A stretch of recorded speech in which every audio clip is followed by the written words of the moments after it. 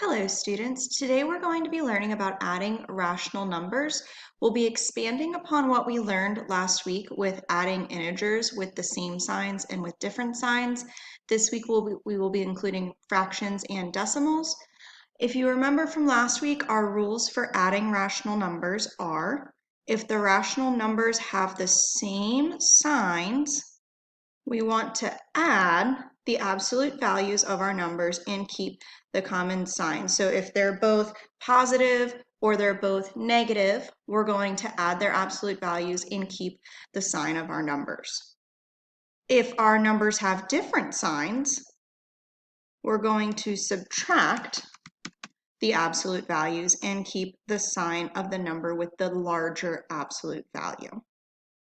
Let's look at some examples with the same signs and with different signs. We're going to start by looking at adding rational decimals. So our first equation here is a same sign problem. Both of our numbers are negative, which means our final answer will be negative. We have -3 and 87 hundredths plus -2 and 45 hundredths. So you've probably learned previously with decimals that when we want to add them, we want to line up our decimals. So I'm going to write my problem down, -3 and 87 hundredths plus -2 and 45 hundredths. So I've lined up my decimal. I already know that my final answer is going to be negative, so I don't really have to worry about the negative signs for now. I'm just going to add like I would if these were two positive numbers. 7 and 5 makes 12. 8, 9, 13. Carry my 10. 4, 5, 6. So I've got a -6 and 32 hundredths. So remember, I'm keeping that negative sign because both of my values are negative, and my final answer is -6 and 82 hundredths.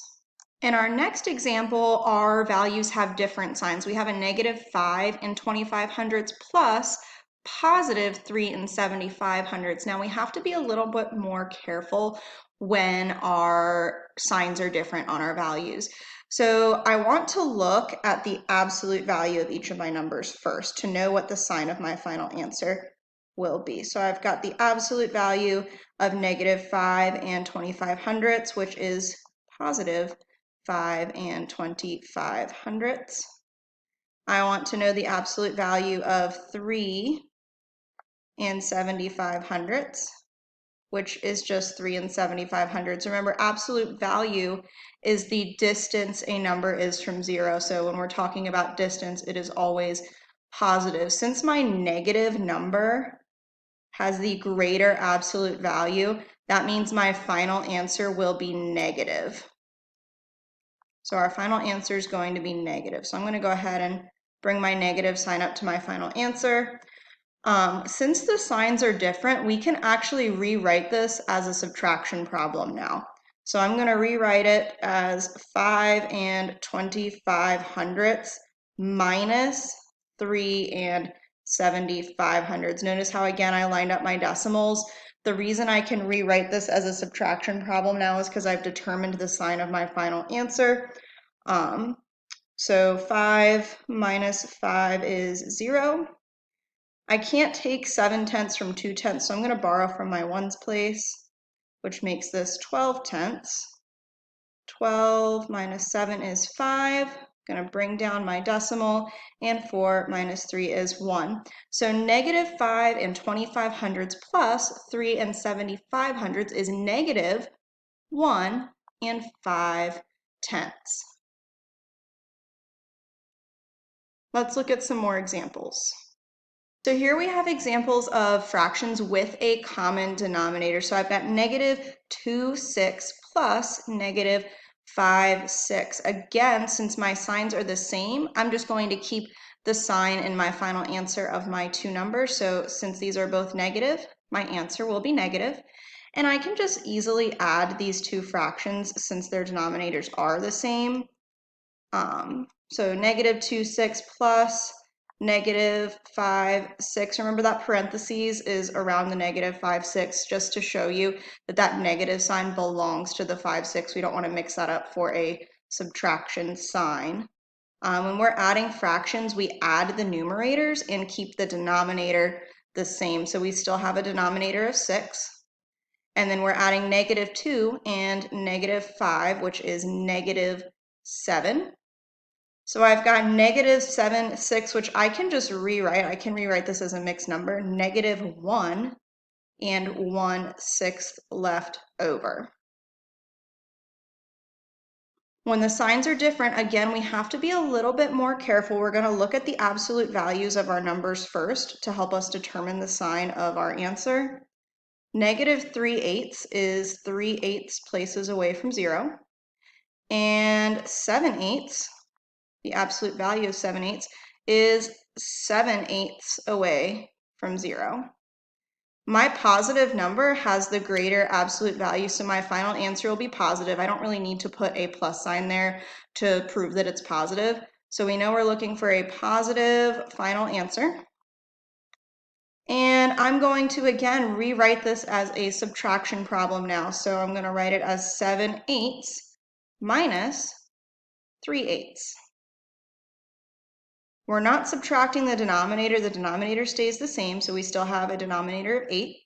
And we're going to subtract our numerators, 7 minus 3, which is 4/8. So our final answer is 4/8, which we could simplify to 1/2, because 4 is half of 8. And that is our final answer. Let's look at some more examples. So when the denominators of our fractions are the same, it's pretty easy to solve that type of problem. But what do we do if our denominators are different? Well, there's some extra steps that might be involved. So let's look at an example again of same sign values. So we've got negative 3/8 plus negative 1/2. My final answer will be negative since my signs are the same. And I want to find a common denominator before I add these two values. So I want to have a common denominator between my two values. Now, it's pretty easy to take 1/2 and make it a fraction out of 8. I don't want to lose my negative sign, so I'm going to make sure I still have that. 2 times 4 is 8, which means I'm also going to multiply the 1 times 4 to get my new numerator. Negative 1 times 4 is negative 4. So I can rewrite this problem as negative 3/8 plus negative 4/8. And now that my denominators are the same, this is going to be much easier to solve. I'm going to keep that denominator of 8, and I'm going to add my two numerators. Negative 3 plus negative 4 is negative 7. So my final answer is negative 7/8.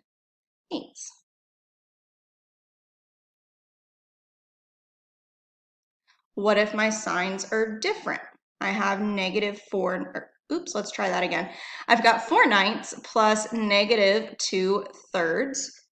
Just like we did with the other problems, we're going to want to look at our absolute value first. So the absolute value of 4/9 is 4/9. And the absolute value of negative 2/3 is 2/3. It's a little bit hard to tell, since the denominators are not the same, which one of these has a greater absolute value. So let's try finding a common denominator so that these are easier to compare. I know that I can turn thirds into ninths by multiplying 3 times 3, which is 9. So I'm going to multiply my negative 2 times 3, and 2 times 3 is 6. And I'm just going to bring my negative sign along with that. So if I take the absolute value of negative 6/9, which is the same as negative 2/3, my absolute value is 6/9. And 6/9 is greater than 4/9. So my final answer will be negative here because our negative value has the larger absolute value. So now I'm going to subtract 6/9 minus 4/9. I'm not subtracting my denominator. The denominator stays the same. What I am subtracting is my numerator. So 6 minus 4 is 2. And remember, we said the negative number had the larger absolute value, so our answer is negative. So our final answer is negative 2/9.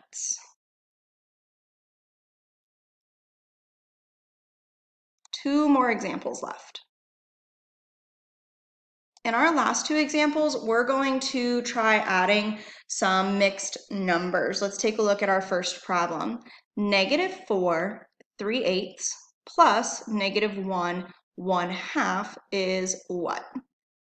Since both of our values are negative, we can just add them and keep the negative sign in our final answer. You could approach this problem one of two ways. You can start by adding your whole numbers and then add your fractions. You're just going to have to make sure that if you end up with an improper fraction that you move that over to your whole number. So let's try just adding these outright. I've got -4 plus -1, which is -5.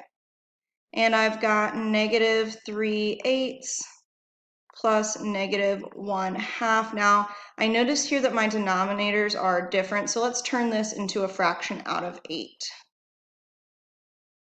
2 times 4 is 8, so 1 times 4 is 4. So -1/2 is the same as -4/8, which makes these much easier to add. So -3/8 plus -4/8 is -7/8.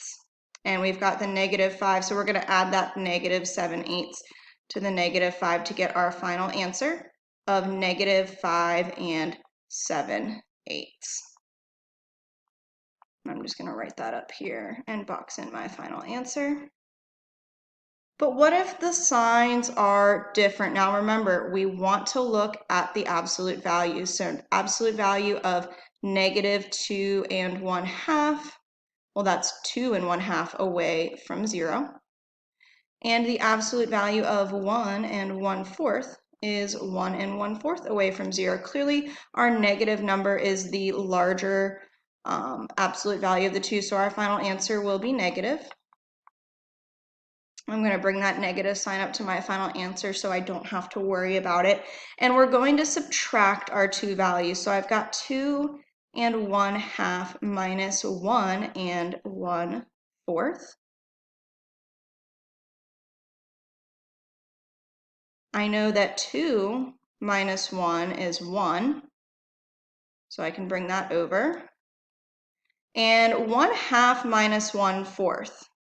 1/2 minus 1/4. Well, I know that 2/4 is the same as 1/2 minus 1/4, which leaves us with 1/4 left over. So I'm going to bring that up to my 1 whole. So I've got 1 and 1/4 left over, and we said that was negative because our negative number was larger. So my final answer to this problem is -1 and 1/4. And that's all for today. Let me know if you have any questions or need help.